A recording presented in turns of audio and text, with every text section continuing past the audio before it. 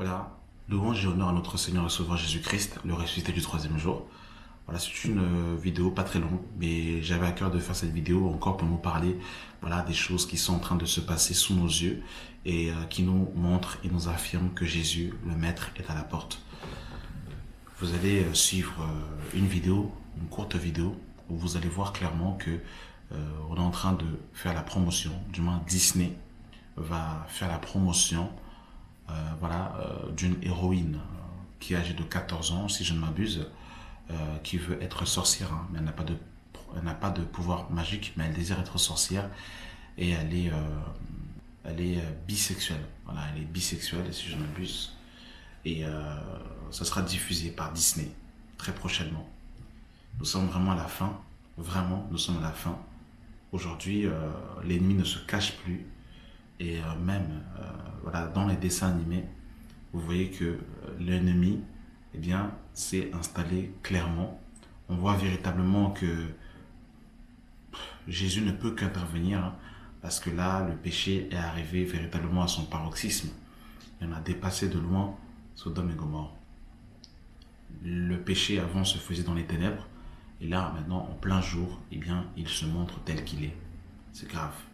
Et de plus en plus, voilà, l'entreprise de LGBT va de plus en plus, voilà, prendre de plus en plus de la place, et tous ceux qui seront contre, voilà, l'homosexualité, contre le lesbianisme et toutes ces choses seront taxés de tous les noms de faux prophètes.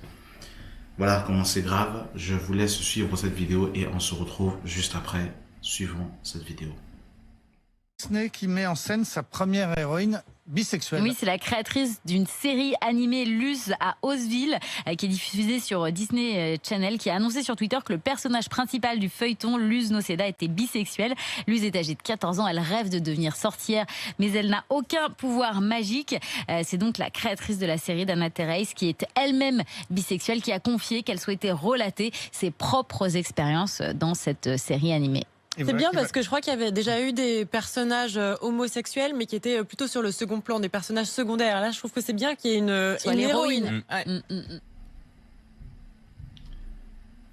Voilà, vous venez de suivre par vous-même cette vidéo, c'est triste. C'est triste, c'est grave. Et je ne comprends pas véritablement pourquoi ils veulent à tout prix pervertir l'enfant. Pervertir les enfants, c'est grave.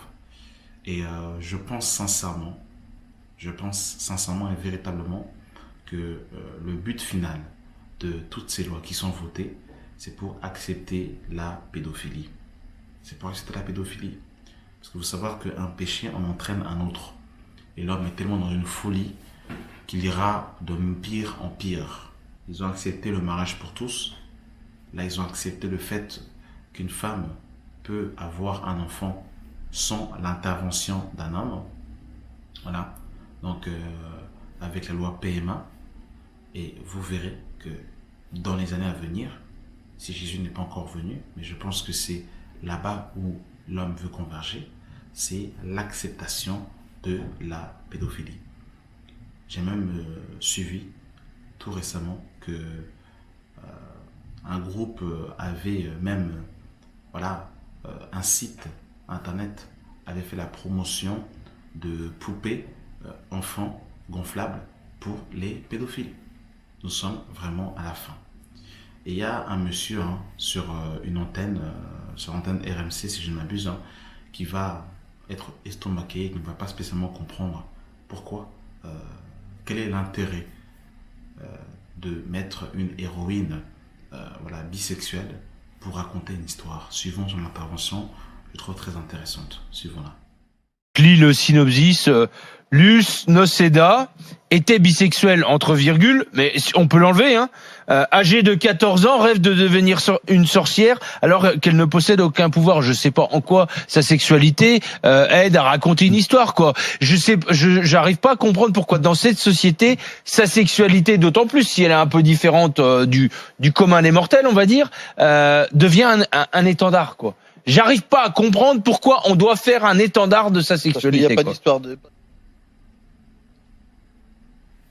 Voilà, je suis dans le même état d'esprit que lui, je ne comprends pas. Je ne comprends vraiment pas pourquoi est-ce que le monde arrive dans cette perversion. Mais le Maître nous avait avertis, nous sommes vraiment à la fin. Que Dieu nous aide, il est temps de se réveiller, il est temps véritablement de se sanctifier, de craindre Dieu, parce que Jésus revient bientôt, ce n'est plus le temps de dormir. Voilà mes amis, c'était vraiment une petite vidéo, vraiment pour nous alerter encore, pour nous faire comprendre que Jésus est vraiment à la porte. Merci d'avoir pris le temps de regarder cette vidéo et que la grâce et la paix soient avec vous au nom de notre Seigneur et Sauveur Jésus-Christ.